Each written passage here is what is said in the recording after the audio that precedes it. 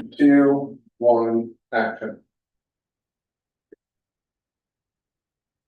Good evening, everyone. I'd like to call to order the May 8th, 2025 business meeting and budget public hearing of the Croton Harmon Union Free School District. Item 1.2, the Pledge of Allegiance. I pledge allegiance to the flag of the United States of America, and to the republic for which it stands, one nation, under God, indivisible, with liberty and justice for all. Born and unborn.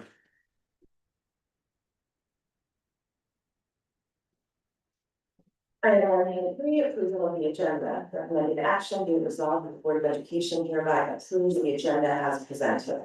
So moved. Second. On the question? All in favor? Aye. Opposed? Aye. Abstain? Carries, motion carries.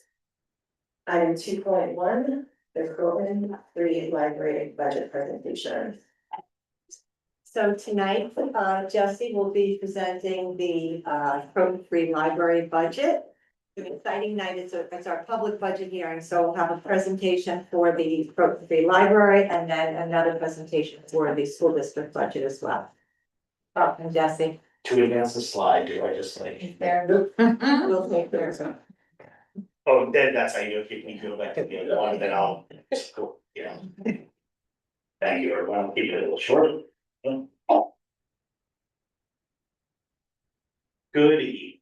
Across the country, libraries are facing increased scrutiny and pressure, more than we've seen in years. We're witnessing a troubling rise in attempts to censor information, challenge programming, and restrict access to materials in school and public libraries. These trends are gravely concerning, and they're reminders of how essential our institutions truly are. Here in Croton, we are fortunate to have a community that understands the role of its library. People here use their library. They check out materials, attend programs, volunteer, and speak up in support of what we do. And that foundation gives us strength. But it doesn't mean we're untouched by the larger climate. Over the past year, we've even experienced attempts from different groups to sway our programming and influence our collections, each with very different motivations. So I want to be clear when I say our commitment is and always will be to be accessibility for all. That means serving people of every background, every age, every viewpoint, and every need. Our job is to make sure that everyone in our community can find what they're looking for. Whether it's a book that resonates with them, a program that inspires, a tool that helps them solve a problem, or just a quiet place to read, which both good and bad is hard to find in the library these days.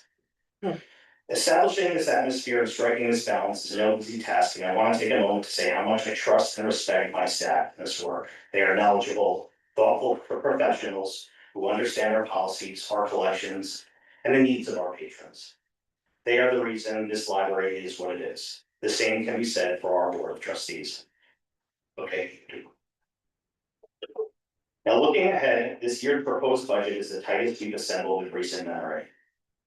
Rising insurance costs for both the building and our employees have placed added strain on our finances.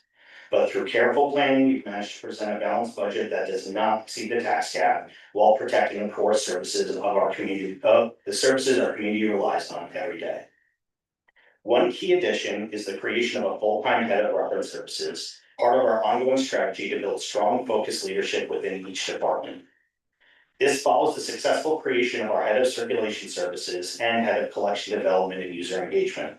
These roles allow us to serve our patrons more efficiently and more effectively, especially as we're prepared for the possibility of a renovation down the line. To make this budget work, we've made difficult but thoughtful reductions.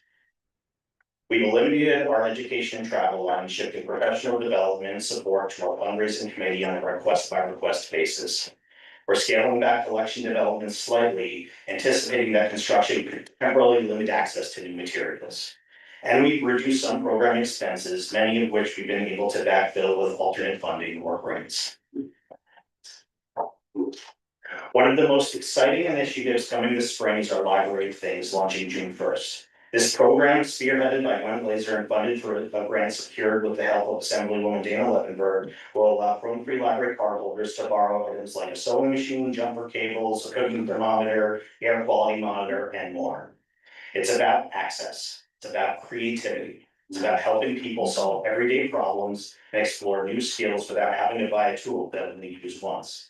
And it's a perfect example of how modern libraries are evolving to meet real world needs, especially in this climate. We are also continuing to explore the possibility of a major renovation. We have a conceptual design to work from, and we've taken early steps towards planning a community-driven fundraising campaign. There's still a lot we need to figure out before announcing anything, but what we do know is that the need is clear. The building is aging, the infrastructure is strange, and our ability to adapt to the needs of the community is limited by the physical space we have. At the same time, we hear from patrons every day about how meaningful the place is, how much it matters to them, to their families, and to the life of the village. That's what drives us to keep moving forward. And as always, I want to take this moment to mention how proud I continue to be of our ongoing collaboration with all schools in the district. Over the past year, we've welcomed every kindergarten, fifth grader for a tour of the library, helped new families in the district get oriented with local resources, and you can't forget our weekly homework help. These kinds of connections create a stronger, more cohesive community, and we're grateful for the continued partnership. The Free Library is here for everyone, and with your continued support, we'll keep building a space that's inclusive, innovative, and welcoming for years to come. Thank you, and please remember to vote on Tuesday, May 2nd in this building. Sit down. May 20. May 20. May 6th was 2 days ago. Cool, I think that's it. Questions from you guys? All right, cool.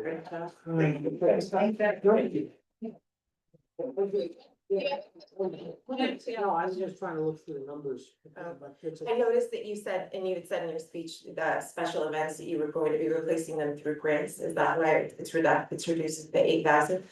We have, it's hard to say, we're reducing kind of what we put in the operating fund for it, so saying, we were funding it through our fundraising reserves for certain programs, and now we're just saying these reserves are being transferred over to cover, all like special events and stuff like that, so technically, in terms of how much funding the library is putting towards special events exclusively, it's actually going up than in previous years. It's just not coming from the tax levy from the taxpayers and more from fundraising efforts we did previously. Because we want to still keep the programming, but we wouldn't be able to by keeping the tax cap under. So we want to still keep the programming because it's things. That's what I was trying to get at, if you're gonna keep the program. Yeah, no, it's not gonna be, it's gonna be a reduction in where the numbers are written and what's written next to it. The actual programs and money put towards them is actually gonna, across the board, either stay the same in different places. It goes up and down, but overall money put towards programming will be the same.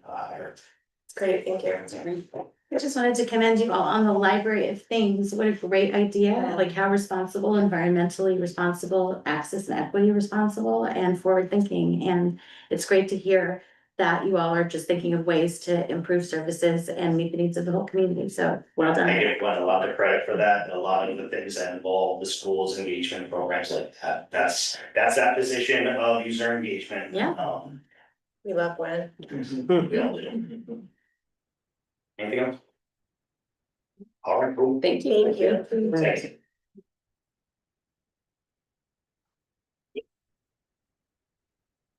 Moving into the public budget hearing, item 3.1, recommended action be it resolved that the Board of Education hereby opens a public budget hearing. So moved. Second? On the question? All in favor? Aye. Opposed? Abstained? Motion carries. We will open the public budget hearing on this time. If there are members of the public that want to speak, please approach the podium.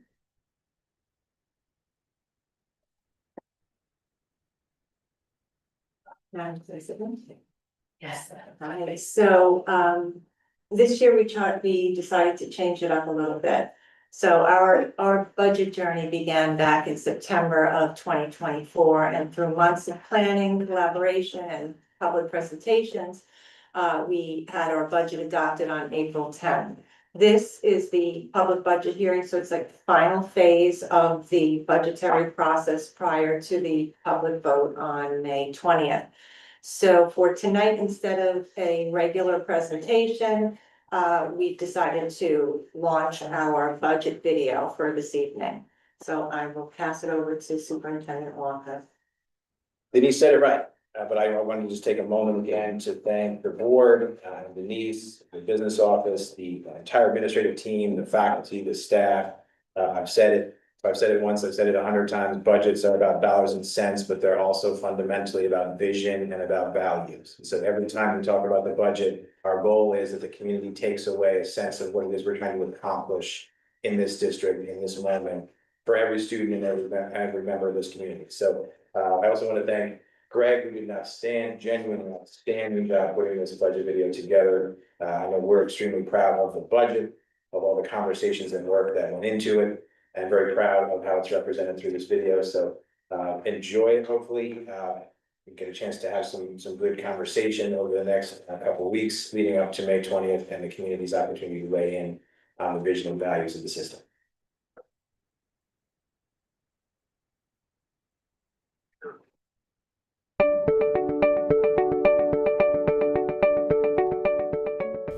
Hello, Tiger community.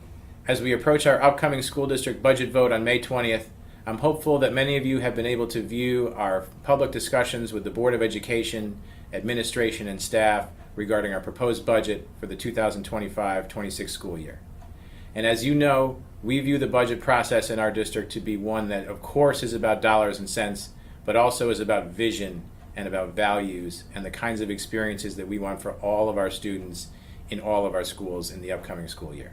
And in our district, while the public budget discussions begin in January, the process really spans the entire year. And it involves conversations with you as parents and community members, with our students, staff members and administrators and Board of Education members, that involve how we can continue to make our schools better. And when we have those ongoing conversations about how to continually improve our schools and that aspirational vision for what school can be, all of those conversations are centered around and grounded in our vision map and those promises that we've made to our community to continue to make our schools the best places to learn, work, and grow. The work of our vision map, as it has come to life in our schools over the past couple of years, has allowed us to truly redefine the idea of excellence in learning. We are focused on 3 key areas: genuine interdisciplinary learning opportunities for all students, an innovative professional culture that encourages thoughtful risk-taking and a continuous pursuit of excellence, and uplifting faculty-to-faculty collaboration, where teachers come together as creative partners and create learning opportunities that would not have been possible without that sort of partnership. One of the most gratifying elements for me is being able to see the direct alignment between the support from our school district's budget and the work that happens related to the vision map in each of our schools on a regular basis. For example, this year at CET, that faculty-to-faculty collaboration was exemplified by the addition of our new literacy coach position. This year at CET also featured increased collaborations between special area and general education teachers on interdisciplinary lessons and units, as well as advanced training in literacy in grades 1 and 2. At PVC this year, some really important work occurred in curriculum, including the development of interdisciplinary learning experiences for students in the humanities for the upcoming school year, as well as overhaul of our science and math curriculum to allow for algebra for all students in 8th grade and a new approach to science for all students across grades 5 through 8. And at the high school this year, we saw the vision map come to life through the implementation of our first interdisciplinary core courses, as well as dual enrollment courses, and our first academic concentrations. And as we look forward to the 2025-26 school year, the proposed budget builds on those successes in several ways, including the addition of another full-time English teacher at CHHS, which will enable the high school to offer a significant number of innovative new interdisciplinary core courses. The proposed budget also provides for an additional school counselor at CHHS to respond to what we see to be the increasingly complex academic and social emotional realities of our Tiger students. And we believe that the information on this chart helps to tell an important story about how our students are viewing the college application process.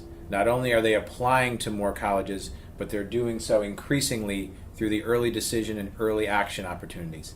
And it creates an imperative for us to be responsive to our students by adding to the counselor staffing at the high school. The proposed budget also adds an additional clinical staff member, either a school psychologist or school counselor, for CET to continue to strengthen our support system for our youngest Tiger students. And as you've heard us say for some time, the idea of faculty to faculty collaboration and our professional staff learning with and from each other is a critical element of how teachers improve their practice over time. And so the proposed budget completes our pedagogical coaching model by adding that instructional coach position to PVC, joining our already dynamic team at CET and the high school. The proposed budget also funds technology and innovation that helps students connect, collaborate, and solve real-world problems, in addition to optimizing network security and creating necessary bandwidth. Specifically, the proposed budget enhances infrastructure for improved performance, speed, and reliability, ensures equitable access to high-quality devices and tools for all Tiger students and faculty, expands professional learning to empower our staff and enhance instructional practices, and furthers our ability to provide student-centered, passion-driven learning experiences. And in the area of athletics, we look forward to the completion of the Spencer Field project this summer and the opportunities that will provide for our student athletes, our families, and community to come together and display their Tiger pride. The proposed budget also provides increased opportunities for intramural sport offerings, which will allow for our student athletes whose skills need to further develop during the off-season to continue to do that in the sport that they love. The proposed budget also builds upon the fantastic success of our first-year unified sports program to allow for those wonderful students to participate more fully in a greater range of sports for next year. I believe that the proposed budget not only increases opportunities for learning for students across our system, but also maintains our sense of fiscal responsibility to our community's taxpayers. The proposed budget involves a tax increase of 2.62%, which is within the allowable tax levy and requires a 50% plus one vote from the community for approval. In addition to Proposition 1, which is the school district's budget, also on the ballot on May 20th is a proposition related to continuing to advance our district's transportation fleet. The proposed budget allows for the purchase of an additional 66-passenger electric school bus, as well as 2 smaller internal combustion engine buses and 2 hybrid SUVs. These purchases will be funded through the district's vehicle capital reserve funds and through current year appropriation, which means that there's no need for borrowing and therefore no additional tax impact on our community. Also on the ballot on May 20th will be Proposition 3, which is the opportunity to vote on the budget for the Croton Free Library, as well as the opportunity to select 2 Board of Education candidates for those available positions. Tiger community, to access further information about our budget development process, including a frequently asked questions document and prior presentations, please feel free to visit our website at chufsd.org/budget. And please make sure to check your mailboxes in the coming days for our annual budget newsletter.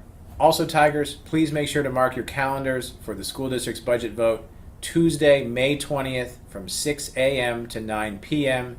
at CHHS. Croton Harmon community, thank you sincerely for your amazing ongoing support of our students, staff members, and schools. Your wonderful collaboration allows us to truly make real the promise of what school can be. Thank you.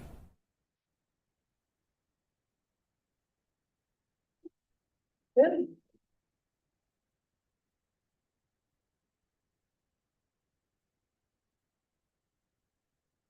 Can I just go read into? Yeah. Well, send it, again, the question is. Since we are in our public budget hearing, if anyone has any questions, they can approach the podium at this time. Since there are no questions, I will move into item 3.2, close public budget hearing. Recommended action be it resolved the Board of Education hereby closes the public hearing. So moved. Second? On the question, All in favor? Aye. Aye. Opposed, abstained, motion carries. Moving into reports, item 4.1, President's report, I will keep this very brief. Obviously, our upcoming budget vote and trustee election is on May 20th, polls will be open from 6 a.m. to 9 p.m. here at CHUFSD. Please join the community for the candidate forum moderated by the Northern Westchester League of Women Voters to be held in our newly renovated auditorium from 7 to 8:30 p.m. on Wednesday, May 14th. Information regarding submitting questions may be found on the district website. The district-wide art show will also be opening. The reception will be on Tuesday, May 20th from 6:30 to 8:30 with viewing from 9 a.m. To 6 p.m. on May, or I'm sorry, yes, to 6 p.m. on May 20th, May 21st, and 27th. I also want to send a special thank you to our educators this week, and our district especially, but everywhere, in honor of Teacher Appreciation Week. I know each buildings recognize our community in special ways, but for myself and my fellow trustees on the board, to all our CHUFSD teachers, we appreciate everything you do every day to see and reach each and every one of our students. Finally, I want to continue to congratulate our seniors as they finish their finals and APs and prepare for our upcoming choose projects and presentations leading up to graduation. And our next meeting will be Tuesday, May 20th, which will be our 10-year and retirement celebration. At this time, I'd just like to let the community know there will not be the BOE before that, since there's so many things going on in the building. And that's all I have. One thing I forget, it's on the agenda, Sure. UPK. I mean, I don't want to put you on the spot. Do you want to speak to that? No, but it says on President's report, it says UPK. It's a suggestion that's held over from last year. Okay. Yeah, Okay, so there's nothing unused. I mean, if Rachel wanted to speak to that. Yeah.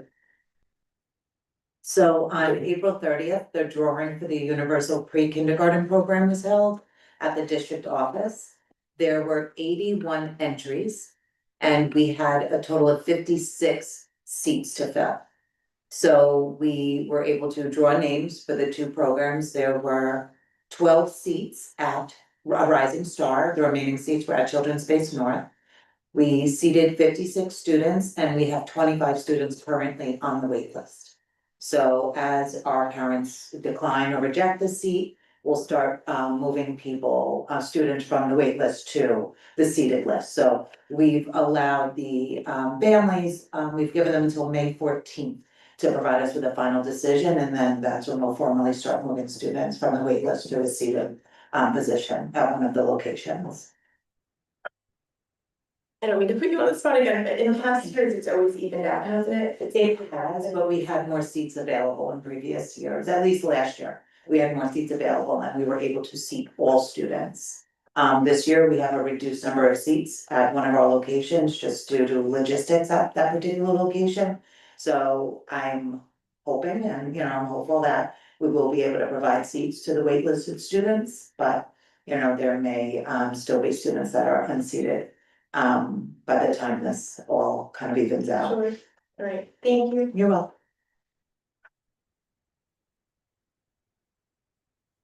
Moving into item 4.2, hearing of the public.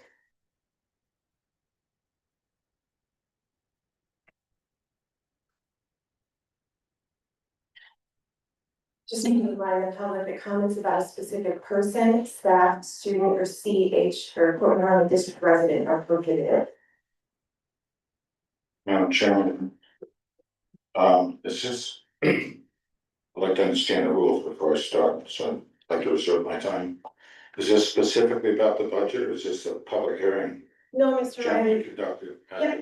It's just, it's hearing of the public as is held in most of our business meetings. It's not The specific. standard general, Correct, yep. 3 minutes. And Riley, Truesdale Drive. I'd like to reserve some more remarks for later. But last month, or the month prior, really, toward the end of the month, there was a special meeting of the Black Cow, which consisted of a quorum of this board, along with the district superintendent, with a so-called group called Pride. This is about the fourth meeting that this board has either held for this group and associated parents to deal with their issues.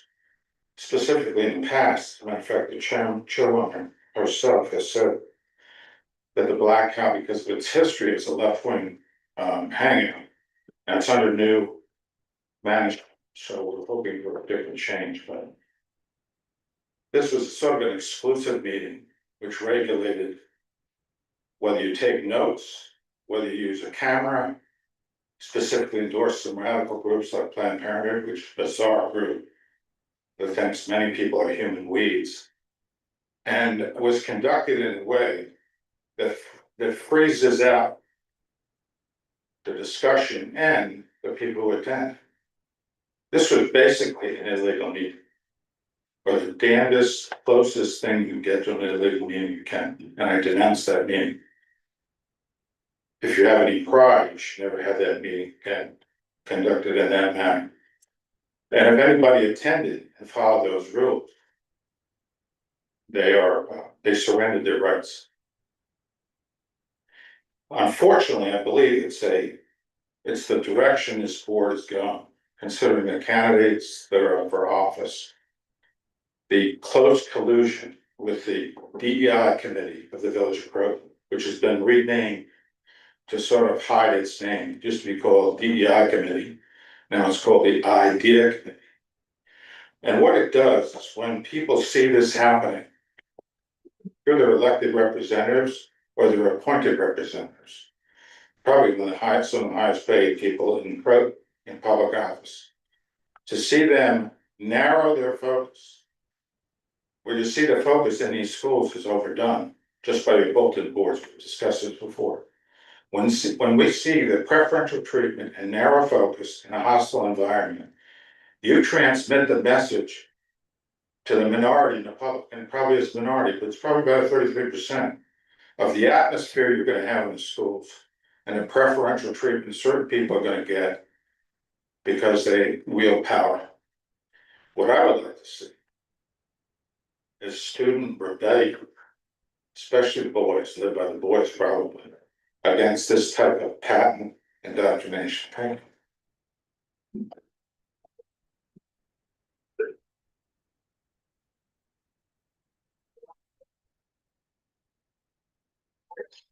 So anyone else for anyone?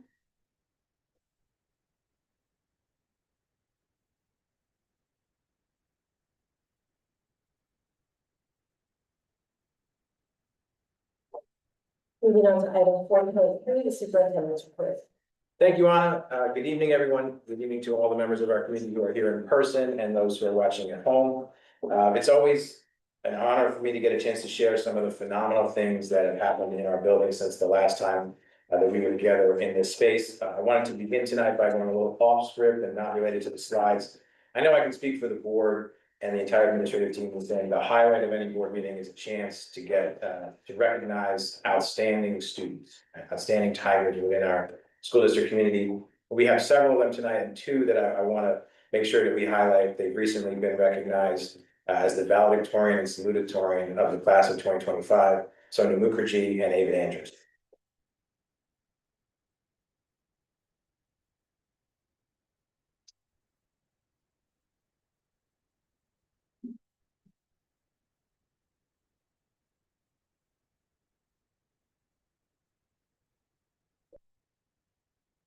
I'm just coming up maybe to the podium for just a couple minutes.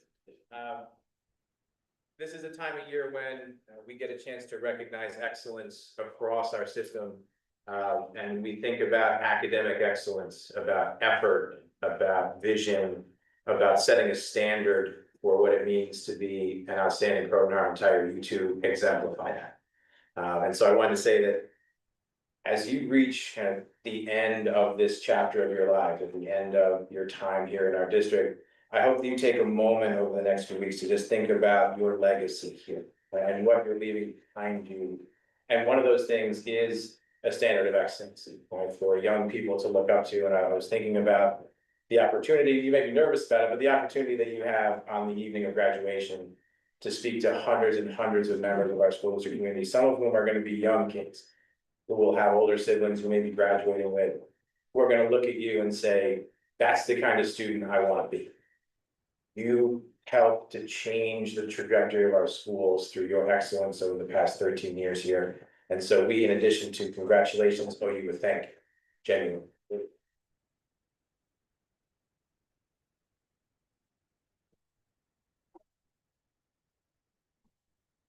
So Sonia, after graduation, is going to be attending the University of Virginia to study computational biology.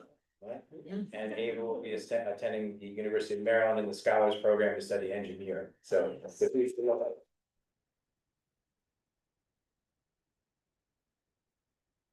Graduation speech is coming, by the way. Have you started yet? I haven't started mine either, so you make me feel better.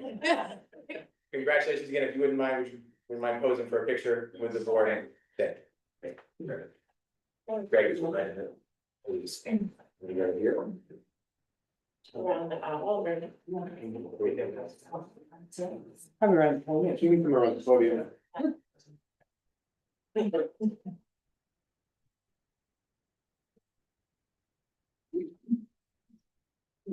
Yeah. There you go. Yeah.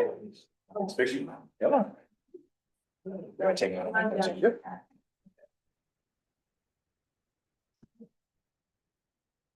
Here.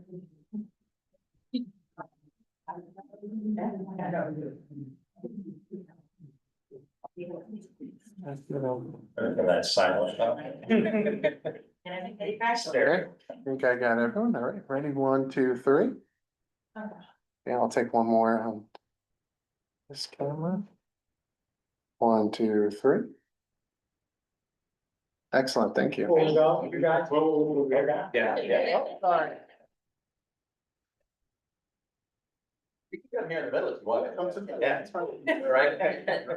Each. 2, 3.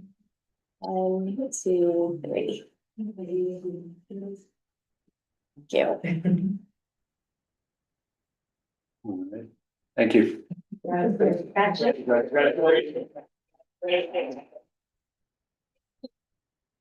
I saved it yesterday. Love it. Thank you.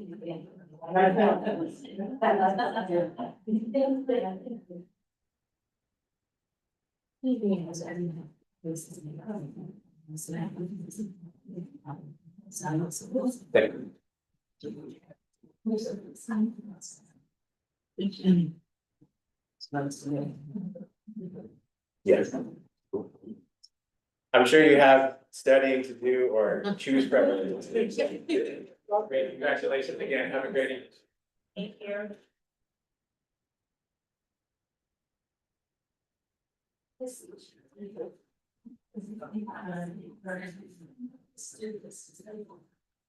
Okay, shifting now to some of the phenomenal events that have happened in our schools over the past few weeks. I wanted to begin by calling out the continued tremendous effort of our buildings and grounds team, as well as Denise, and Brad, and everyone who's been involved in the hopefully final stages of the future facilities project. Spring break was anything but for all of those folks.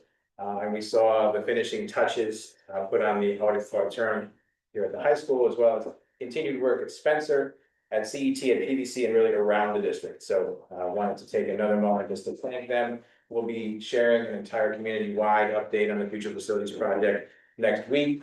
But for the meantime, we encourage folks in the community to come in and take a look at these spaces, to see particularly the continued evolution of Spencer has been really remarkable to see over the past few weeks. So we look forward to our students and community enjoying all of these completed spaces in the next few weeks and months. Also had a chance to attend the annual Take Back the Night event. I want to thank Carrie Tracy and the Student Activism Club and all of our student leaders, as well as our community partners at the Black Cow and everyone who was there that evening and got a chance to hear our students speak. I've had a chance to attend 4 of these now in the district, and I think this year's event was both the best attended and the most powerful. And when we think about what should be a fundamental right, which was the right to feel safe in our homes, in our schools, in our communities, in our relationships, in our bodies. There's been no more important conversation to be having than that. So it's really an honor to get a chance to attend an event like that. I'm thankful I've been joined by several board members that evening. So thanks again to Ms. Tracy and all of our phenomenal students.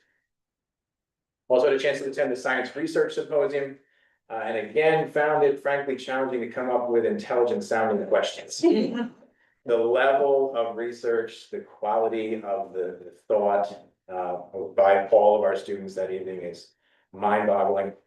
Just tremendous presentations, and I thank Rob Keane and Jamie Rooney. Rob in particular has done such a phenomenal job in growing that program over the past 3 years or so. Again, it was an honor to be there that evening and to hear in depth about some of the incredibly high level thinking that our students are doing in our schools on a regular basis. So congratulations to all of our outstanding science researchers among our Tiger student body. Also, Rachel already shared this, but just wanted to mention again, it was such a pleasure to be there a couple weeks ago for the UBK lottery. I shared the message that I normally share with our parents, that their students represent the class of 2039 from Croton Harmon High School. And committed to them that all of us in this community look forward to partnering with them and their students during what will be a remarkable journey over the next 14 or so years. So I want to thank Rachel, Lauren Carroll, the entire PPS team, and our community partners at Rising Star and Children's States North for allowing us to continue this wildly successful program for another year. Also, I posted about this on Instagram, and I meant what I said. I really don't have words to adequately describe the emotion and how beautiful it was to get a chance to attend our first ever unified sports basketball game. What you see there is a collection of amazingly exceptional young people brought together by the vision and the effort of Steve Palanzar and Kevin Brunel. This has been Kevin's passion project for the past couple of years, and to see it come together was, I think there genuinely wasn't a dry eye in the gym. Denise, I think, just beautiful, emotional. When we talk about what school can be, that's the purest and I think most compelling definition of it. So thank you to Steve and to Kevin for making this happen, and just thinking about the parents of those students getting a chance to watch their kids play against another team on the court at the high school, perhaps for the first time in their lives. It was a beautiful thing to get a chance to reflect on. So we look forward to the continued growth of that program. We're thinking tennis for the fall, perhaps bocce if we can find some competition, but certainly tennis will be a part of that experience for our unified program in the fall. Also had a chance to attend the CHHS Spring Concert. I want to thank Sarah and Michael Katzman and Jazz, who just do such a phenomenal job with our student musicians from start to finish. Just incredible performances. Everyone did a remarkable job dealing with some funky lighting, I think is the way we're referring to it at the moment. There's an evolution to the point of everything that works when it doesn't work, right? And so we're early on in the evolution of that part of the auditorium, but really just a remarkable evening of talent, of beautiful musicianship, led by some outstanding music educators. So thank you for the opportunity to be there. Also had a chance Friday night to attend the pink and teal game. I want to thank Suzanne Leslie, the softball team, Christine Drago, the Booster Club, everyone who's involved in that tremendous annual event that raised over $3,500 this year to support those who are dealing with, have survived, or been impacted by breast and ovarian cancer. Again, just an honor to be there, and we talk about events that transcend a school district and become truly a part of the heart and the DNA of the community. This is one of those, so it was an honor to be there. Also had the chance last night to attend the National Honor Society induction. I believe we inducted 45 members of the class of 2026. I want to thank Andy Vogel, the high school administration, and everyone involved in that. But that's truly, in many ways, a student facilitated event. And one of the special things is to get a chance to hear the seniors talk about their experiences and what they've learned, including Isabel, about the juniors, outstanding young people. Again, when we talk about setting a standard of excellence, not only in academics, but in terms of character and leadership. This is the future of our community and beyond that, and it looks incredibly bright. So thank you again for the chance to be there.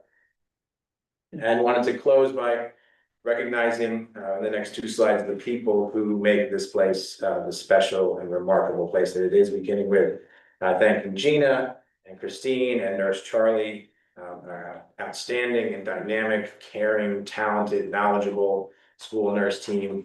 It gets no better than the three of them truly. And when we talk about how our students feel in our buildings, the safety that they feel, not only physically, but psychologically and socially and emotionally, at the heart of it are those three people. I'm not sure that I know three people as a group who work harder than the three of them. So thank you very, very much to each of them, and happy National School Nurses Day.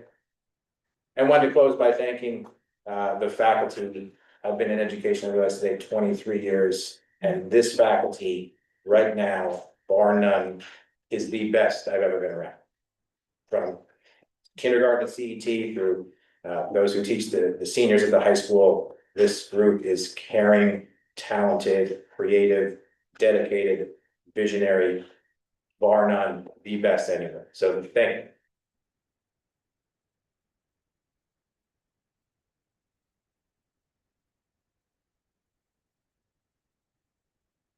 The occasion of Teacher Appreciation Week, but genuinely every day. That's all.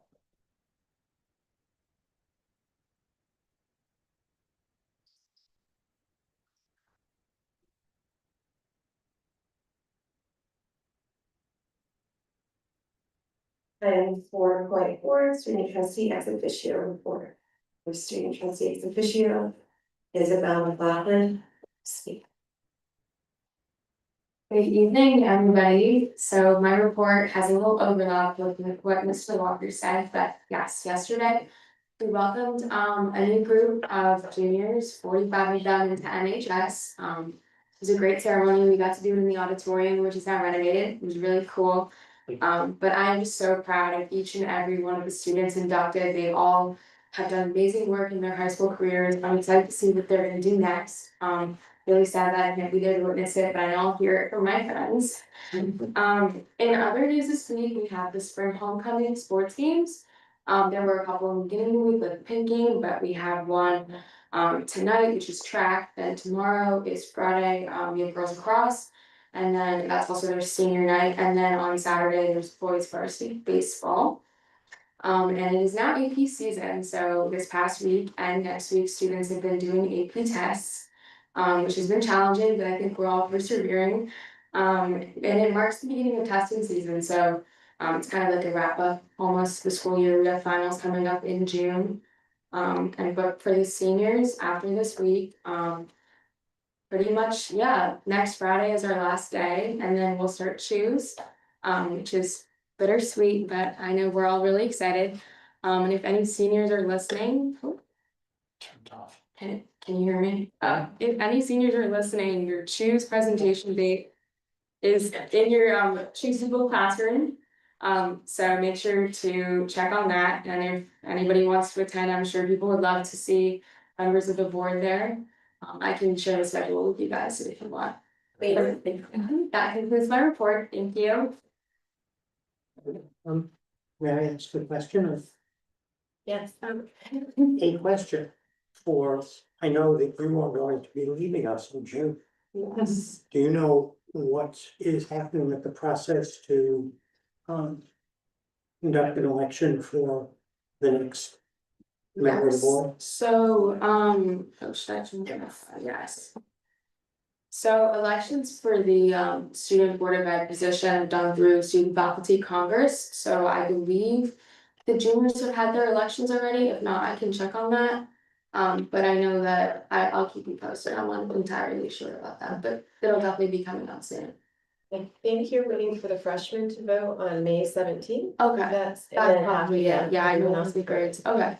After that, I'll be sure to communicate. I know you guys will be excited. But whoever it is, I'm sure if they have questions, they can come talk to me. Thank you. Moving into new business, item 5.1. The Westchester Putnam School Board Association's nominating committee slate of officers and directors and budget ratification. Recommended action, be it resolved, that the Board of Education hereby votes on the Westchester Putnam School Boards Association's nominating committee slate of officers and directors for the 2024. Actually, is it typo? Yeah. Yeah, so it's 2025, 2026 school year, and budget ratification is presented. So moved. On the question? Go ahead. I was just saying, if anyone has any questions on the budget, I'm happy to convey what I can, or on the slate of officers or directors. We should note that my fellow trustee, Ms. Carrier, has put herself forth to serve Yes. as West Bud Vice President next year, Yes, which we very much appreciate. yes, Sarah, thank you for all of your service on West Put and certainly amplifying the resources that they offer to school boards across the counties, to us in particular. So thank you for that. If no one has any questions, I'll say all in favor, Aye. opposed, abstain. Here. Yeah, yes. Abstain, no abstentions, motion carries. Moving into item 5.2, risk assessment, internal audit report, and corrective action plan. Recommended action, be it resolved, the Board of Education hereby approves the risk assessment, internal audit report, and corrective action plan as presented. So moved. Second. On the question? On the question, I'll give it just a little bit of a background, and if anybody has questions, I'll have to answer them, or I'll pump them over to Denise. The audit committee met a couple weeks ago to walk through the internal audit of IT. And the auditors looked at user access, IT, asset management, backup and data, disaster recovery, as well as incident response and cybersecurity measures. Thank you. There are some findings, but at the end of the day, there were no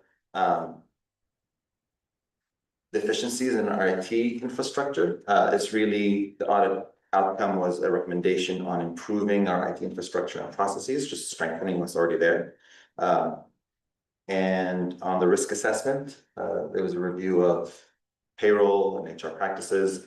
Similarly, it wasn't the risk assessment. It wasn't any learning issues, it's just access control as a recommendation, just controlling who has access to payroll records and just documenting practices that already exist.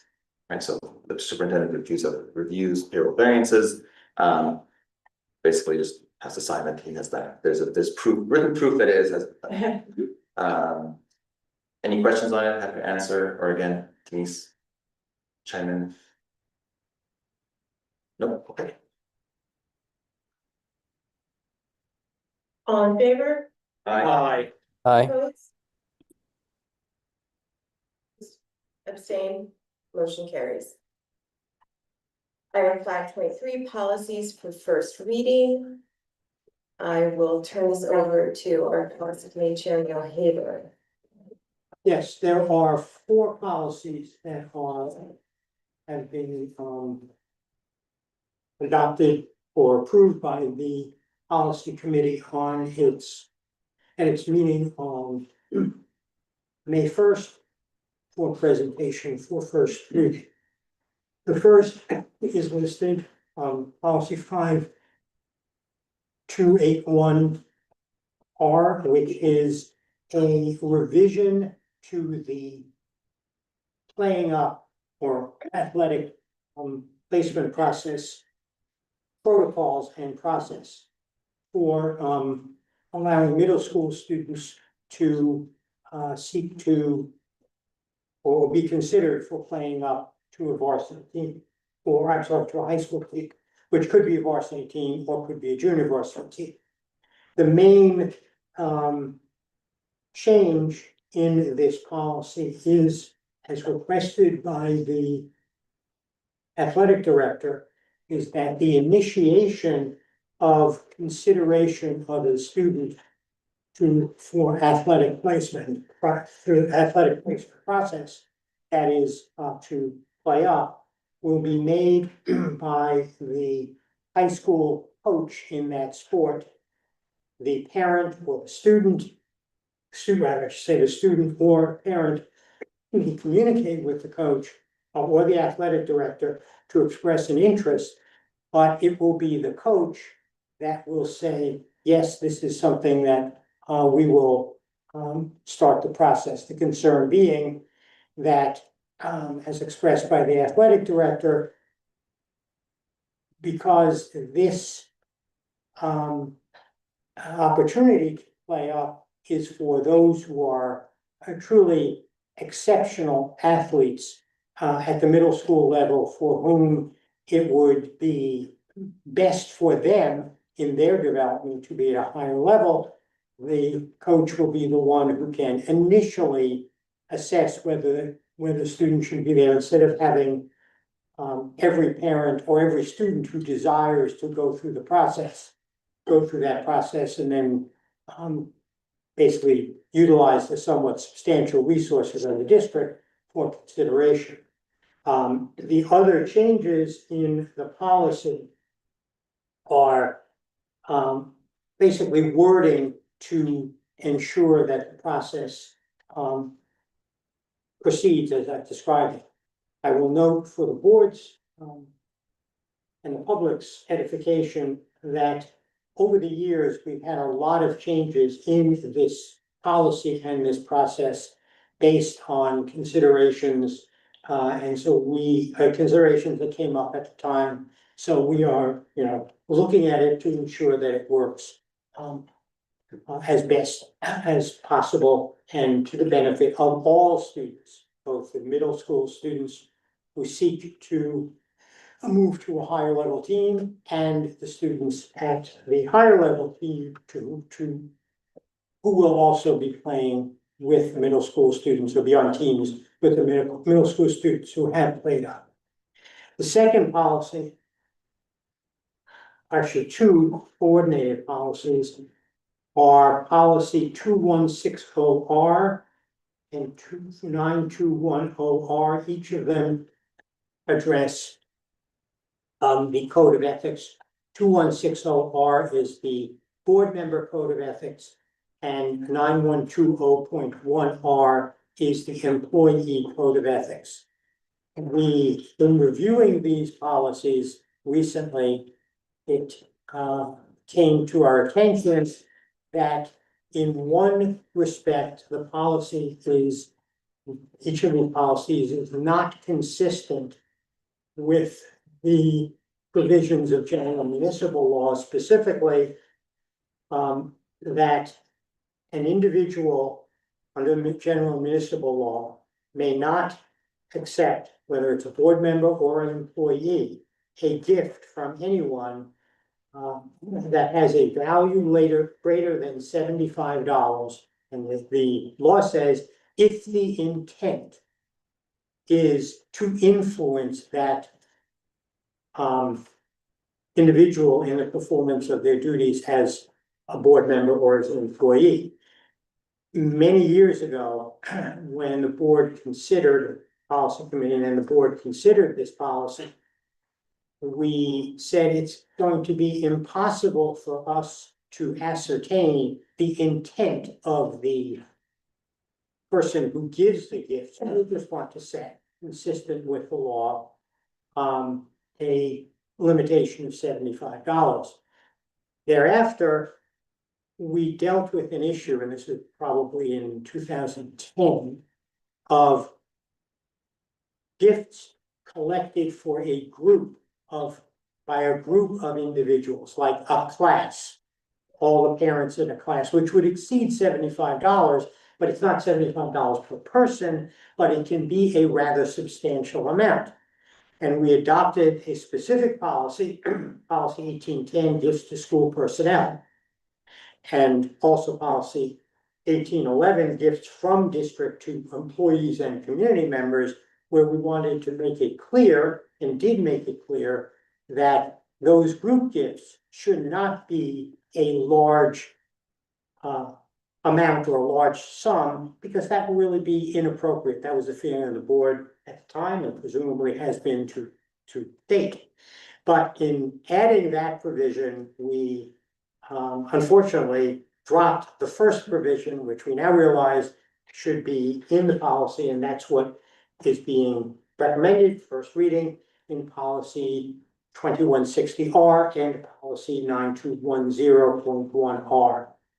Lastly, policy 2210, which is now entitled Board Reorganization Meeting, and we are recommending changing the term to Board Organizational Meeting, because that's basically what the statute says, is being the committee is recommending that the board consider these revisions, because our policy as written did not include certain items that we must do at an organizational meeting, and included items such as the appointment of certain certain persons, like a tax collector, that we do not do. So this is just a cleanup, if you will, of our processes on the board organizational meeting.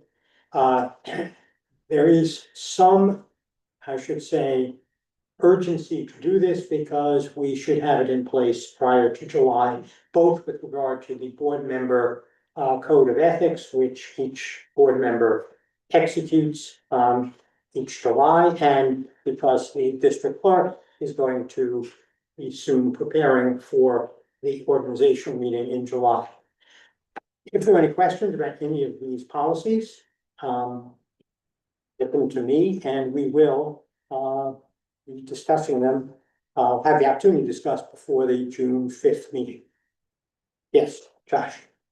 It's a minor item. I just wanted to call. I'm not sure whether this is for you or for Denise in her capacity as clerk. I noticed that while the file for 9120.1-R, I noticed that while the file name is correct, the internal title in the metadata of the PDF is incorrect. It reads 2160R. Let me just address that. That's a metadata issue, because what happens is that there are times in which when I'm preparing for the committee documents, and I take another document and just kind of cut and paste, the whole metadata stays. The metadata is not reflective of the actual policy. The policy is the words. Understood. I just want to call it out. If this is going to be published, it ought to be corrected, because the title of the tab ends up showing up incorrectly. And I realize that, but the title of the document is correct, and obviously once it has been adopted and is placed in our online policy manual, all of that metadata falls away and is processed by Ms. Pepper. Thank you for the clarification on the metadata. I have to say, Neil, I did not have you using the term metadata on my bingo card. That was a fun twist. Good. I might try and impactful. Let's keep things interesting. So that's just the first reading, right? Yep. So we're going to move into item 5.4, side letter agreement with CTO. Recommended action be it resolved that the Board of Education approves the side letter agreement between the Croton Harmon Union Free School District and the Croton Teachers Association bargaining unit as presented. So moved. Second. On the question? All in favor? Aye. Yeah. Yeah, I said aye, but I think I was drowned out. Opposed, abstained, motion carries. Moving into instructional personnel. Recommended action be it resolved that the Board of Education hereby approves the appointment of Liu Yi 1.0 FTE science teacher as a leave replacement for Ray Ferrara at Croton Harmon High School, effective August 27th, 2025 through June 26th, 2026 to be compensated at an annual salary of $115,026, MA plus 30 step 14. So moved. Second. On the question? All in favor? Aye. Aye. Opposed? Abstained? Motion carries. Item 6.2, recommended action, be it resolved, the Board of Education, upon the recommendation of the Superintendent of Schools, hereby appoints Sarah Silverman as a 1.0 FTE English teacher, English tenure area at the Croton Harmon High School at a salary of $127,684, MA plus 30, step 16. Ms. Silverman is appointed to a 3-year probationary term as an English teacher commencing on August 27th, 2025, and probationary term ending on August 26th, 2028, in the tenure area of English. Ms. Silverman has professional certification in English Language Arts, grades 7 through 12. So moved. Second.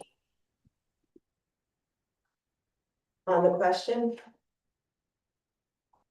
All in favor? Aye. Aye. Opposed? Abstained? Motion carries. I just want to add that in the minutes, we're in the recommended action. I know we have. Oh, I'm sorry, I'm sorry. I saw something in there. Spoke out of turn. I accept your apology, and I will move into ongoing business. Before you do, did you have Steph spoke out of turn in your bingo card? No, I thought maybe the error was in the metadata. Oh, superintendent. Ongoing business. Item 7.1, policies for second reading. I will at this point again turn it over to the chair of our policy committee, Leonie Brennan here. Policies for second reading, there are 3 policies for second reading. Each of them was read at our April meeting, and the committee did not receive any comments or questions from the board or from the members of the community. Policy 2.1, the first one, policy 0350. The one change that is in that policy is to remove the wording. 2 changes. Remove the wording at a sentence that says that citizen groups and outside agencies shall be invited to participate. This is part of our ongoing work to remove inappropriate or improper references to citizen groups or citizens as it appears throughout our policy manual. Also, the fact that evaluation of instructional programs are going to be done by those professionals, faculty administration, who we ask to, and anybody, they can utilize evaluations or utilize the assistance of others, whoever they may be, whether they're citizens or outside agencies, and we do that through tri-states, et cetera. And we don't need to say that. It was felt by the committee, we don't need to say that in our policy. The other change is in bullet number 6 that states that among the things that they will look at is check on the suitability of the instructional program in terms of community requirements. We're suggesting changing that word to community needs, because we weren't really sure what community requirements meant, but community needs, to the extent that we are talking about things in the instructional programs and offerings certainly made more sense. With regard to the 2 other policies, 6830 and 6830R, each of those policies deal with expense reimbursements. And as we have discussed, the major change is, and this is a change requested by the Assistant Superintendent for Business, is that rather than providing for a per meal reimbursement for overnight out of district travel.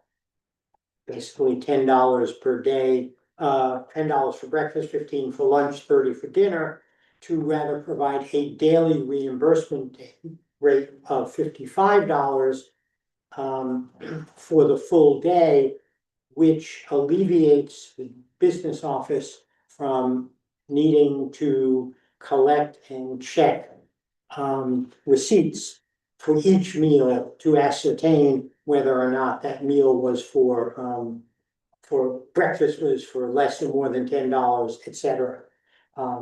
This will have, as we have been informed by the business office, and the committee has been informed, no impact on the reimbursement, except for the fact that it will make the business office operate more efficiently and make staff feel better because they don't have to collect all those receipts and hand them in and have them reviewed and etc. Those are in essence the changes that are in this document. The other changes such as when the next paragraph, the other paragraphs that talk about the maximum amount that will be provided for tips, and so on, we don't need to have because we're not reimbursing on a meal by meal basis, but we're providing a daily allowance. That is what's in those two policies. If there are any questions or concerns before we take it to a vote, we'll hear them.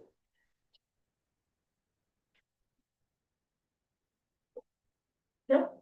So I will move adoption of each of these three policies, policy 0350,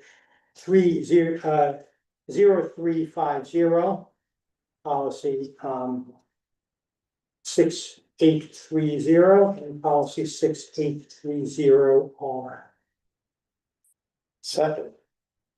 On the question? All in favor? Aye. Aye. Opposed? Abstain?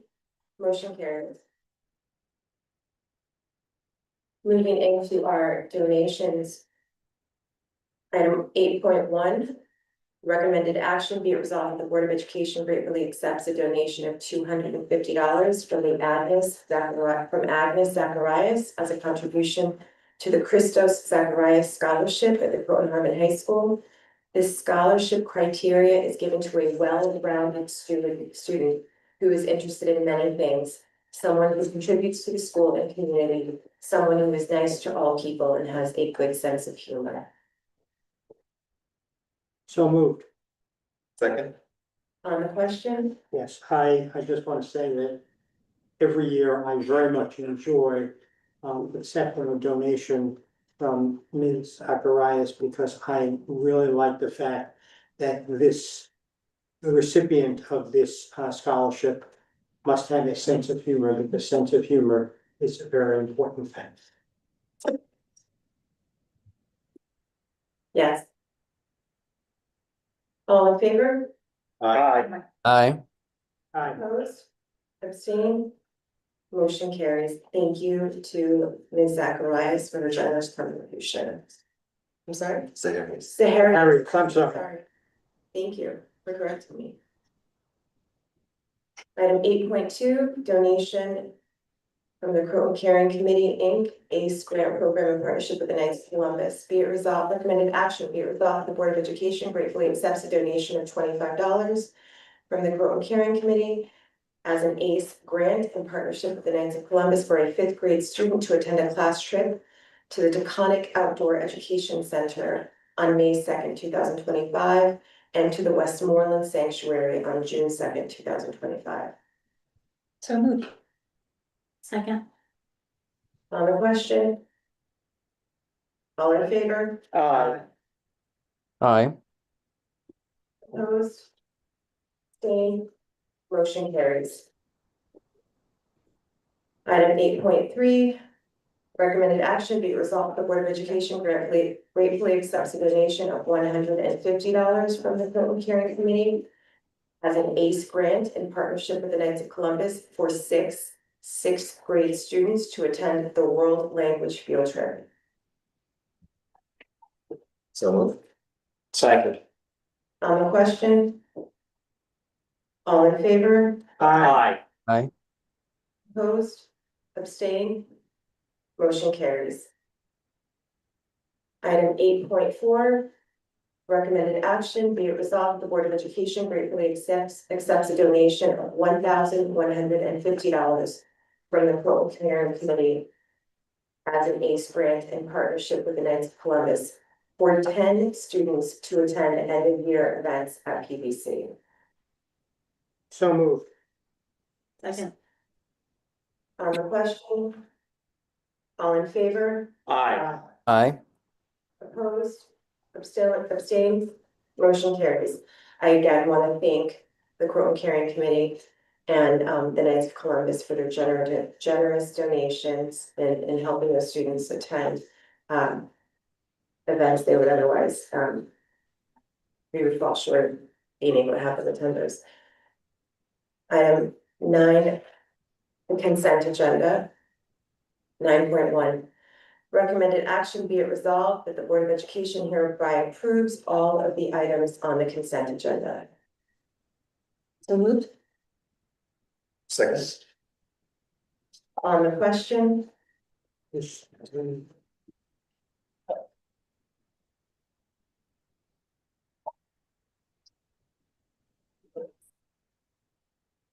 give me 1 second.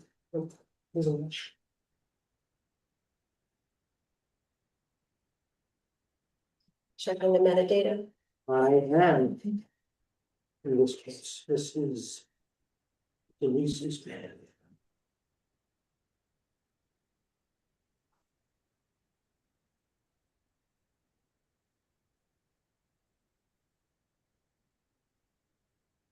I should probably mention, item 9.9 is a change The order. change. So that change order, as you know, we changed contractors at Spencer Field.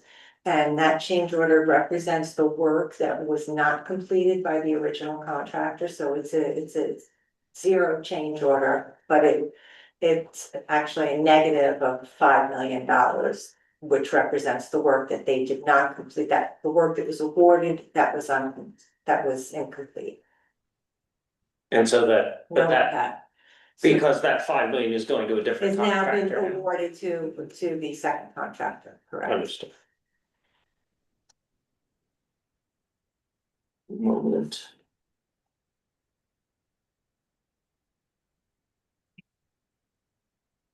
Thank you for saying that for the public, because you keep the board so well apprised of what's happening with that. We kind of take it for granted sometimes.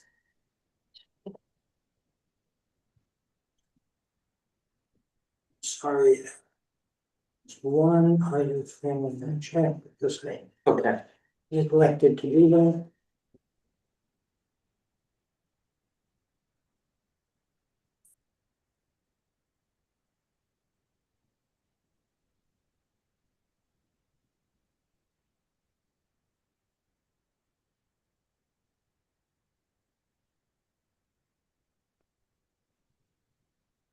Okay, thank you. All in favor? Aye. Aye. Abstain? Motion carries. Moving into our closing of the meeting and our second hearing of the public. Anyone would like to be heard, please state your name and address and approach the podium.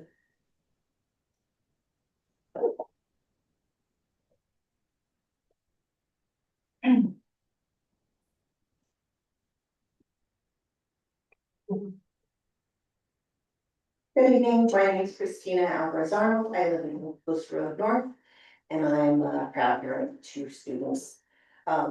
Quick note that it was magical last night to participate in the Honor Society ceremony, mainly because it was almost completely student run, student directed up there on the stage, and it's like bittersweet as my students almost aged out to see such well-spoken students such exciting futures in front of them. I think all of us in the audience will know. But that's not why I'm here. Actually, I was at home watching and I heard the committee that I'm a part of, the idea committee, mentioned, and I thought it was a wonderful opportunity for me to share with the board and to anyone watching what we've been up to. The idea committee, as you probably know, is one of the Village Croton Advisory Committees. It was formerly known as the D&I committee, but in November, December of 2023, we expanded it, enlarging the programming to include equity and accessibility. So it stands for inclusion, diversity, equity, and accessibility, because we thought that those two values were very important to include. And just a couple things that we have coming this summer, so that you get an idea of some of the programming that we're doing. On June 1st, we will be proudly hosting the first flag raising ceremony for the Pride flag. The village often has proudly waved the Pride flag up there in the municipal building, but this will be the first time we'll have a ceremony for it. We're looking forward to collaboration with lots of folks. There'll be flair, there'll be music. And also then on Summerfest, we will have a booth, and part of our booth, and this was in part after conversations with SEPTA here at the school. We will be having a chill out space. That's a space because we all process the sounds and smells very like, see, I'm running out of, we all process things differently. This is a place for your family to come and chill out, and there will even be some therapy dogs there. We have June 19th. We have some screenings coming up. In any case, we look forward to continuing our partnerships with the library, with the Croton Police Department, with the houses of worship here, with your school clubs, with your staff, and many other groups. And if anyone's interested in what we're up to, please look us up on the village's website. Thanks so much for the opportunity.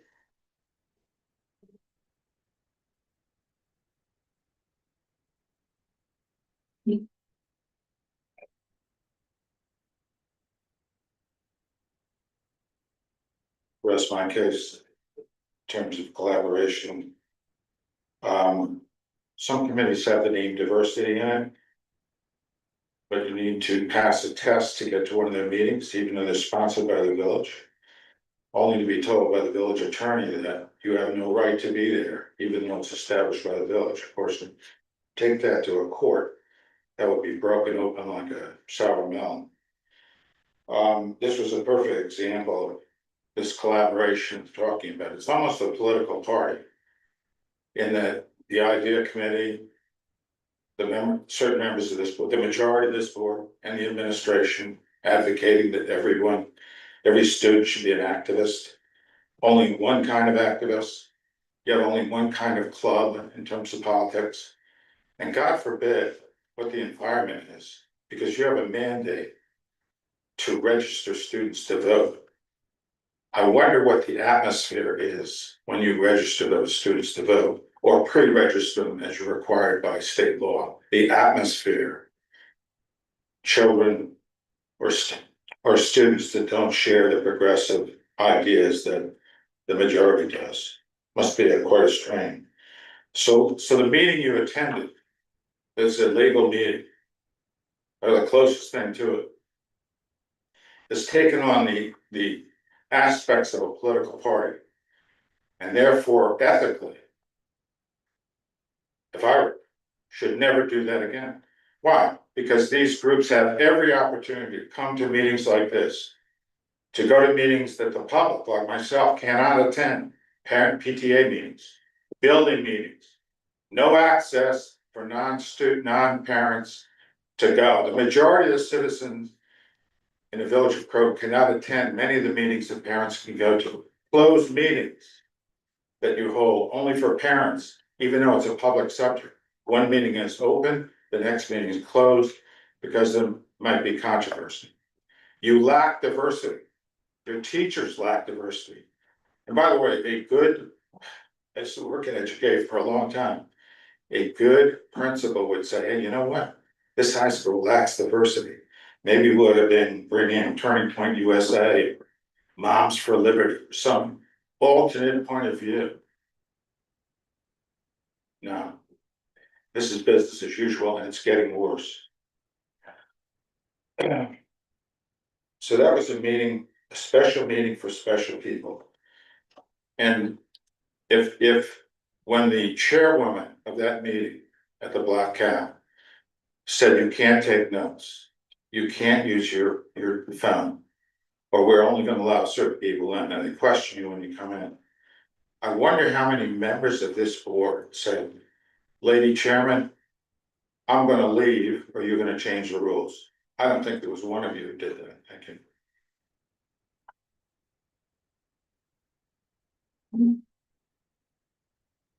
Hi, Leslie Powell. I just want to say that the theater looks great. I've been to the school 3 times in the last 2 weeks. My son participated in the band. And he also presented at the Science Symposium, the Research Symposium, and the National Honor Society. So I do want to say that I thought the theater looked great, and thank you for putting his picture on the screen.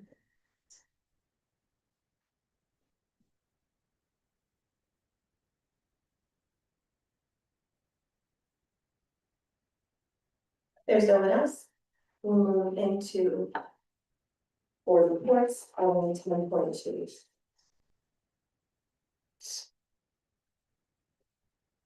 Started advocacy. Not much to report on advocacy. We have not had a meeting since our last meeting. The state budget is I believe in the very, very final moments of passing, if it hasn't passed already. And so it'll be good for us to dig into the details. I think we know mostly what they are at this point, given that some language has emerged, but you know, we want to await all the final language to dig in a little bit more. So we'll be setting up a meeting in short, relatively soon.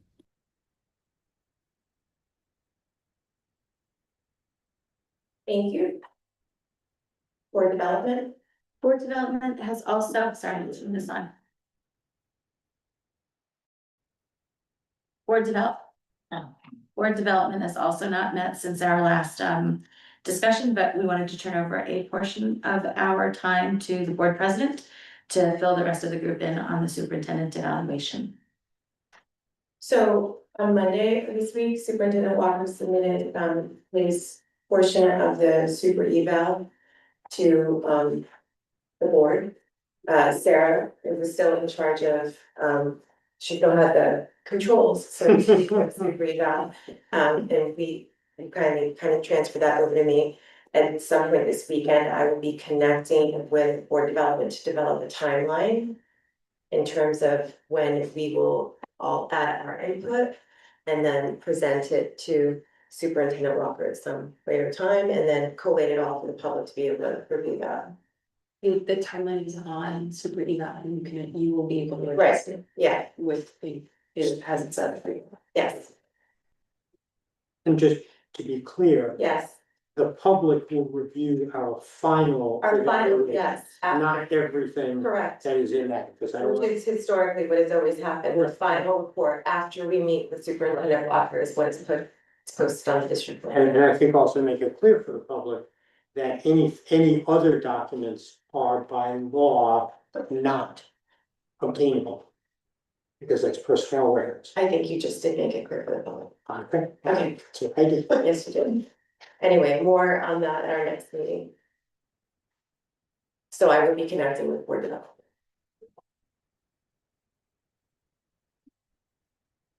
Communication.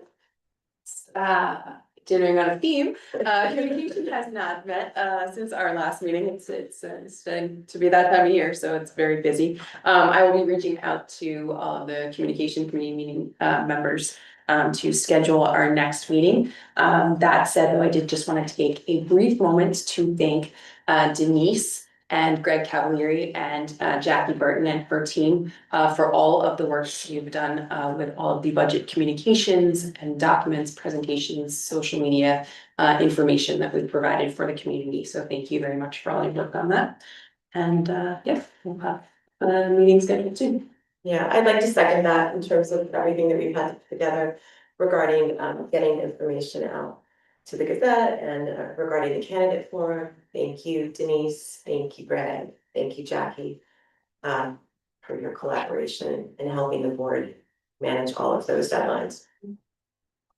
I'd also just like to add to keep your eye out in your mailboxes for the Reflections newsletter, which will be going up shortly.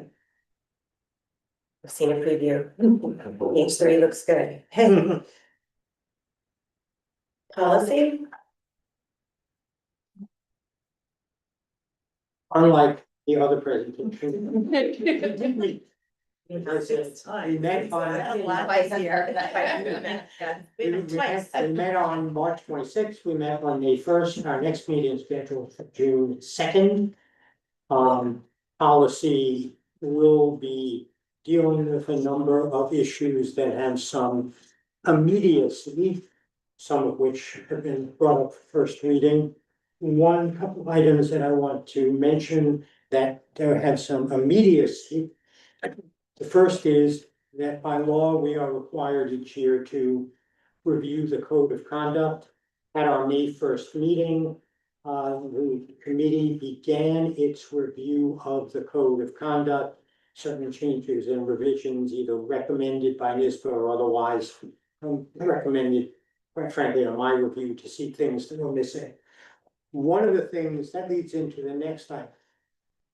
Yesterday at 5 o'clock, Sarah forwarded to each member of the board the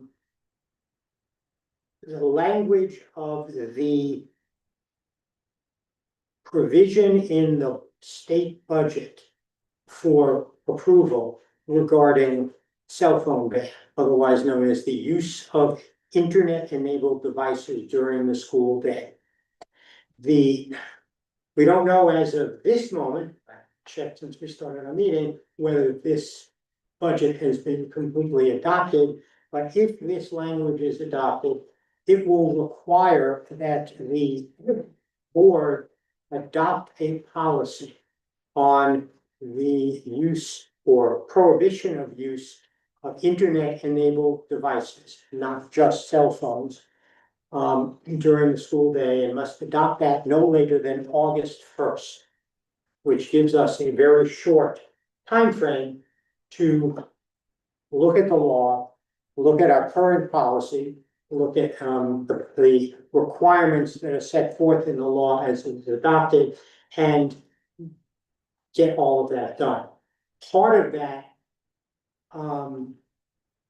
will involve, to some but a relatively minor extent, a change in the code of conduct. And so what I have proposed or will propose at the June 2nd meeting, presuming this is adopted, that the statute is adopted, and that those changes be incorporated into our revised code of conduct, in addition to a policy specifically on the use of internet-enabled devices.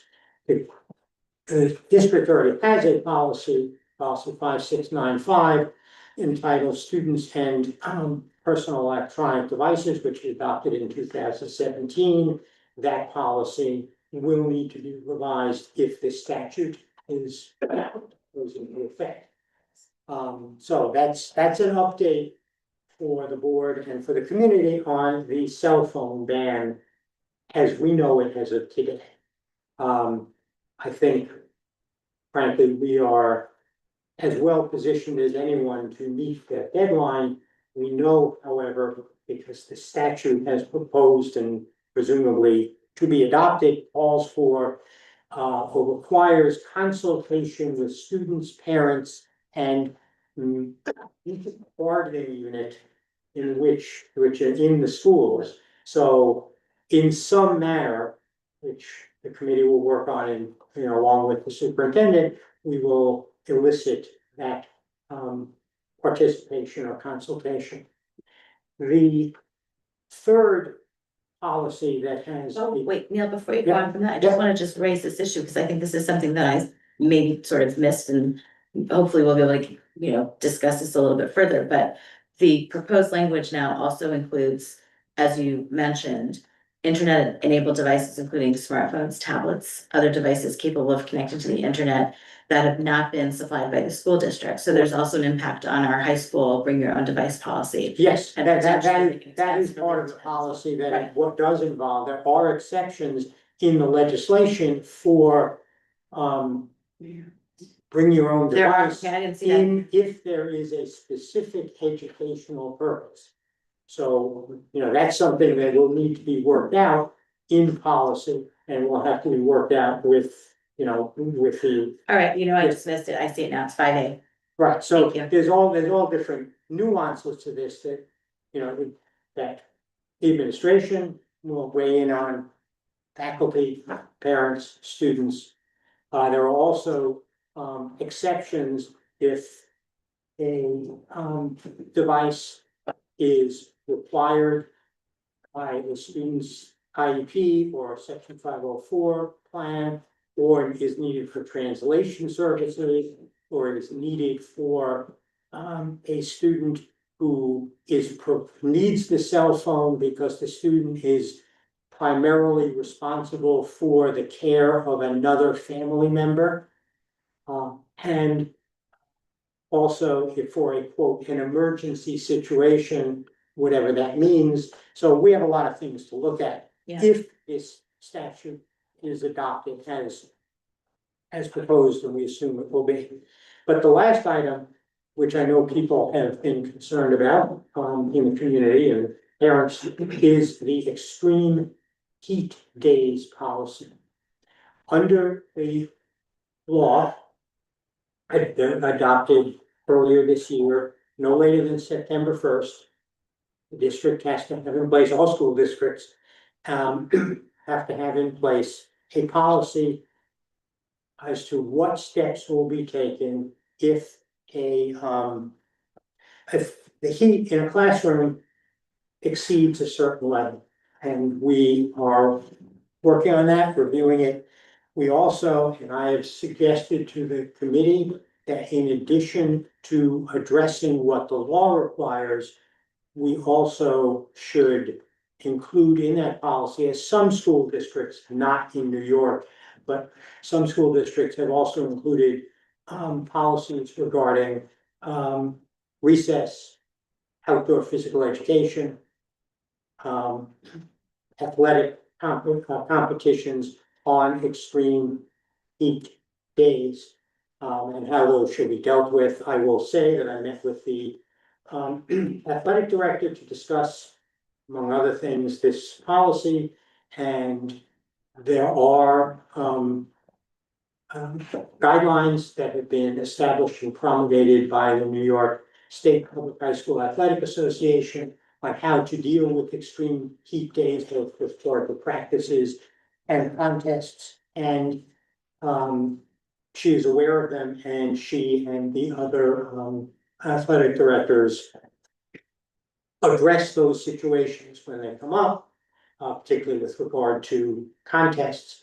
But the policy I am suggesting to the committee should include how those situations will be handled, even though the law does not require. We have a whole lot of other policies that are on our agenda or on our to-do list, and we're gonna get to them as well. Working on that. Yeah. So that is my report, as I said, June 2nd. And hopefully we'll have policies that will be on the agenda for the June 5th meeting for first reading. Yes. Thank you. Do we have a report from the ad hoc committee on social media? We do and we don't.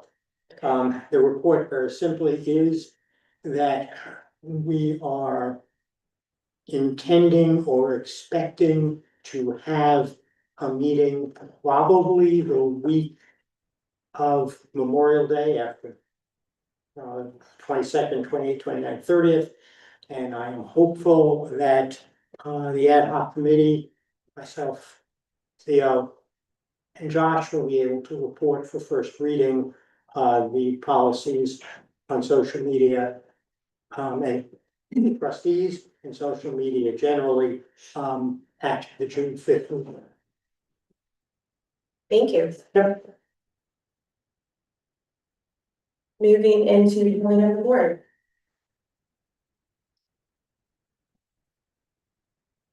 I had the opportunity to attend the CET Building Planning Council meeting today. This was CET BPC's final meeting of the year. It was a good recap of some of the things that we've been talking about throughout the year. But I think the item that was the most interesting and took up the largest amount of time in the meeting was discussion of the expansion of use of the Heggerty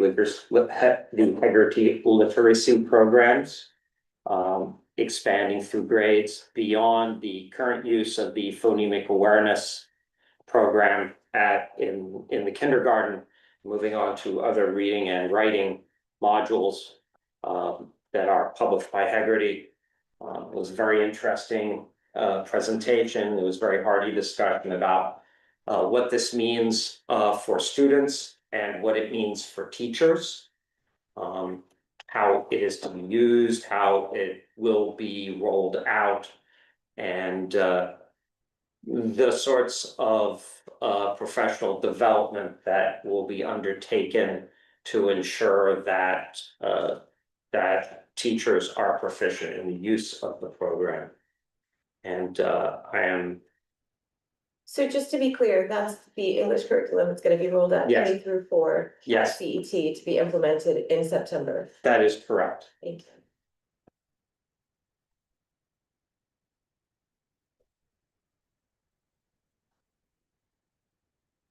I had a couple things for polling. So you will have seen today, that the Westchester Putnam School Boards Association sent out their, bi-weekly chalkboard email. You will see in that email, a registration for the annual meeting, / dinner, which will be held on Monday, June 2nd. So it'll be wonderful, to see as many of you as possible who are able to attend that. Denise will be able to register you, so if you are able to attend, just let her know. Also in that email, you will see a link to our annual survey. It is really quick, I promise, it's like less than 5 minutes to take. But it's really helpful for informing programming for the coming year, so I could ask all of you to fill that out, would be very helpful. That email also happens to have a link to the aid runs that were published earlier today. Yeah. So you can take a look at all of that information in one central location. And I also wanted to point out that on April 28th, we also received an email from West Putt that had a recap of their last EdLaw launch for the year, which reviewed BOE use of social media, employment and negotiation trends. So please take a look at that. There was some great information. You'll be able to link to all of the presentations that were for that EdLaw launch and also the previous EdLaw launches for the year. And then following up on other information about the budget, LHEC did send out an email today with a comprehensive memo and review of the education budget. So please take a look at those, and that's all I have. Anna, can I go? Or is there, okay, so on April 27th, I was able to attend the Take Back the Night event, which was just an amazing event. For folks that don't know, it's an event to increase visibility and speak out against sexual violence, relationship violence, domestic violence. The event was completely student-led. It started out with a march and sharing at the end of people's experiences and also resources that are available from nonprofit organizations for survivors. And so it was a really incredible event. And I think what was most incredible was the fact that our students really entirely organized it and just made it happen. So it was a great event to be at. And then I was also able to attend the science symposium, which was mentioned earlier. And honestly, I was just floored by the quality of the presentations, both in the gym, freshmen and sophomore students who just really did a great job of explaining and featuring their projects. I took my now 10-year-old daughter, who I think, the impact on her was huge, and seeing what our high school students are now doing, and sort of envisioning her future in doing that same kind of stuff. So that was great. The set in on some senior presentations, and the topics were so well researched, and things like stem cell therapy and spinal cord injury, um, fusion, and many other topics that were covered. So super, super impressive. Also impressive that our teachers just did such a great job in mentoring our students. You could really tell that they worked a lot on their presentation. So it was a great night.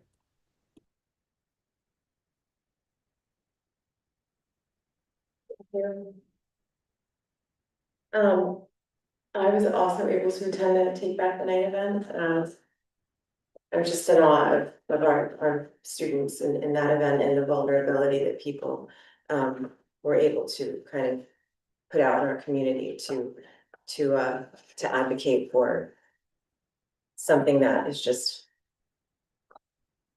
something that everybody should be entitled to, right? Safety in your community. I was also at the National Honor Society induction last night in the new auditorium to be surrounded by students and parents celebrating the four pillars of what NHS stands for. Was really just inspiring. I feel like it kind of kicks off what we're about to face right now, which is, choose projects, graduation season, hearing more and more of our seniors and what they're going to move on to. It's my favorite time of year. I've always said that. My favorite day is graduation day. So you walk across the stage just really gets to me, because it really solidifies everything that we do here. To kind of like take this in a different direction, it's my understanding that at different times, polling of the board sometimes addressed what was said during hearing of the public, and I would just like to address the fact that I was at the Pride event.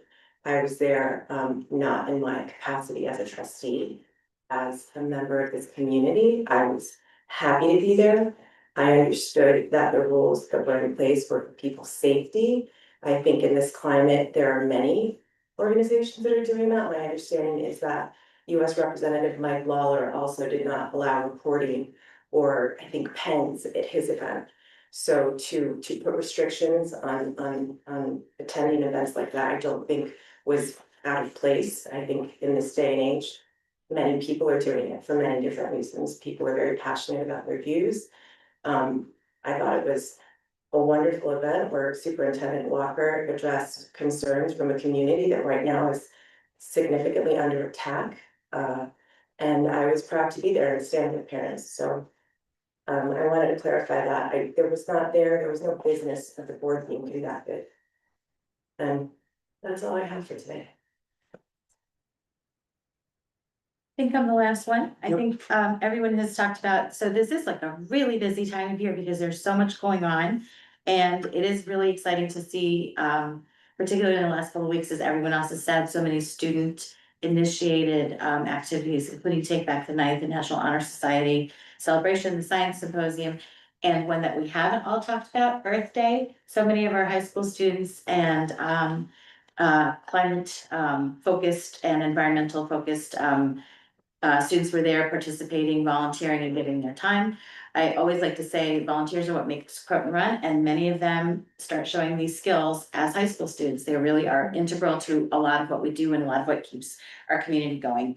The other thing that I want to talk about is literally one of my favorite nights of the last 3 years now, which is a very, very special PTA fundraiser held by the PVC PTA for the last 3 years. It's a storytelling night that brings together people from our community telling stories about their experiences, something that happened to them, something that sort of shaped them. And this year, like the last 2 years, it was a magical sort of evening for people to come together and be in community with each other, get to know families and parents and people that they just hadn't known in that way before. Our own PVC principal, Mr. Plotkin, told a story. In the past, we've had educators from our PVC community participate. The thing that's really remarkable about this event, and very, very intentional when it was founded, was it is a fundraiser event that has a entry point that is really accessible to many members of our community. It doesn't have a huge ticket price. The funds that are raised here go towards the PVC PTA's mission, very specifically of ensuring that field trips and activities and other things that happen in our schools are accessible to all students. And so I just want to commend again the PVC PTA, which I'm obviously part of because I have a student at that school for this year's event. I encourage everyone, if you have an opportunity to go to this again, make a point of trying to be there. It's a really, really special night, and it brings our community together in a way that I think reflects like what we're all here for, which is being together, being understanding, and being open to hearing other people's stories. So it was really just incredible. You go, and then I have one more.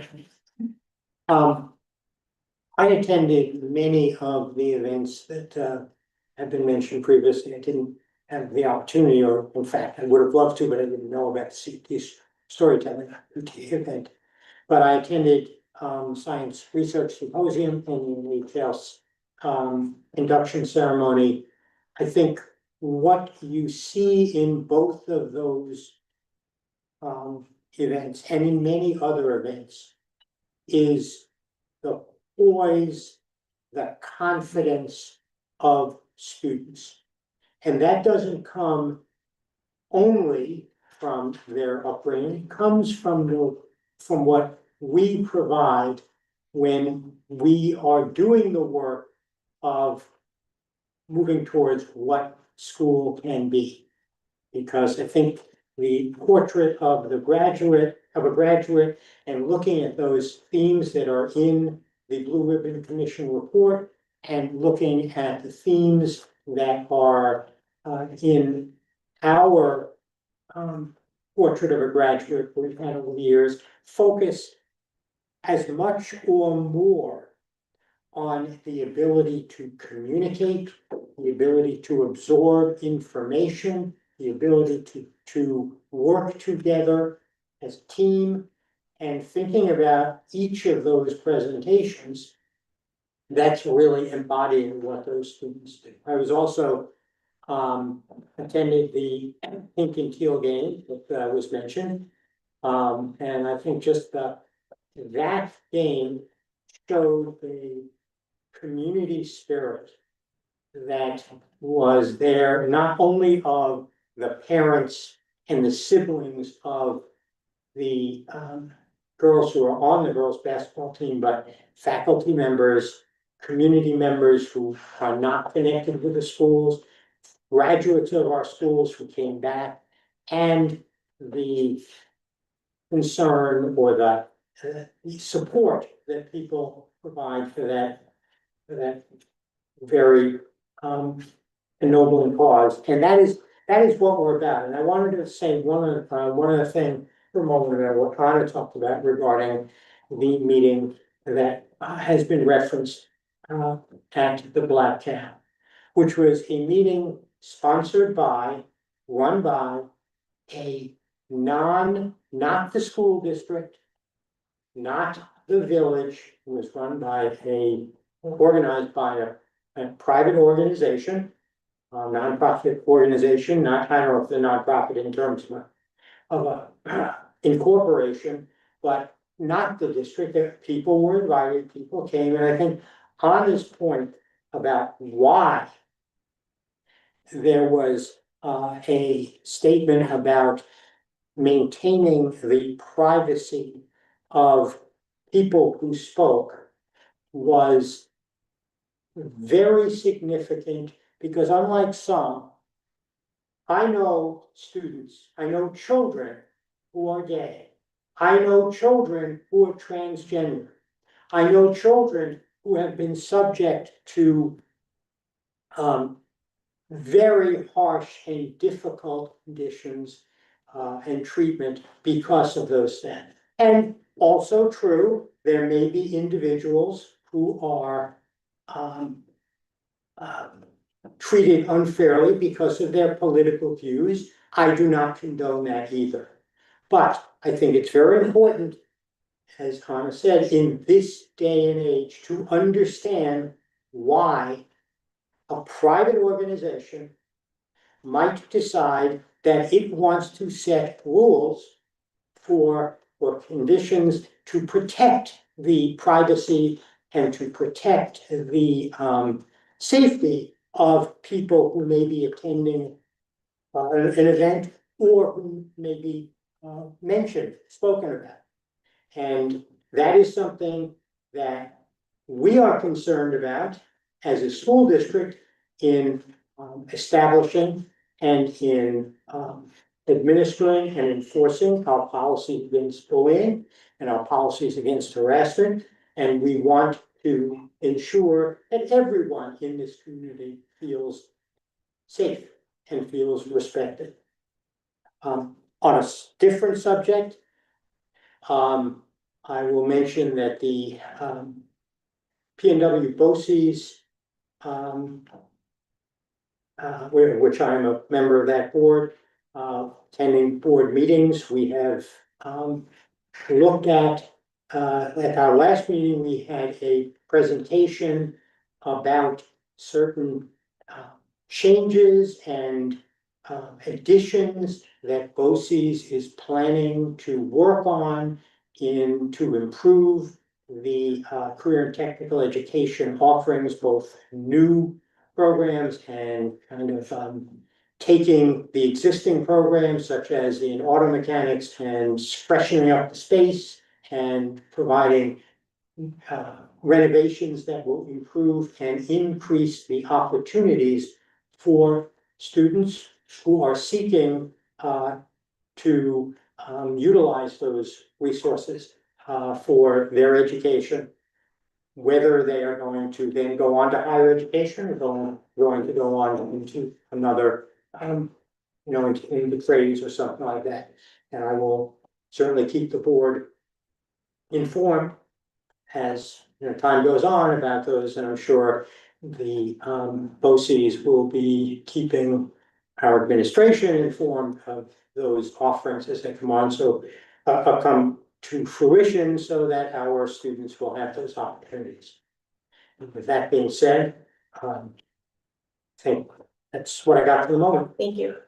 I have one final thing I want to say, and I was not able to attend this, and I hope I'm not stealing thunder from your next superintendent's report, but I did want to congratulate all of our student athletes for signing day today. It's my understanding that they were all there with their families and their coaches and staff and administration to witness them sign to go on to play, as athletics and colleges and universities.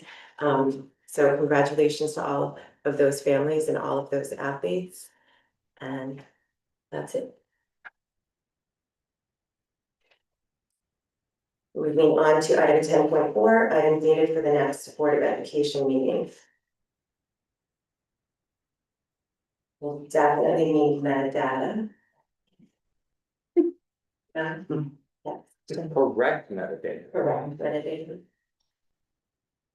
Then moving on to item 10.5, adjournment of the meeting, recommended action be resolved for Board of Education hereby adjourns the meeting at 9:27 p.m. So, second. On the question? All in favor? Aye. Aye. Abstain? Opposed? Motion carries. Thank you, everyone.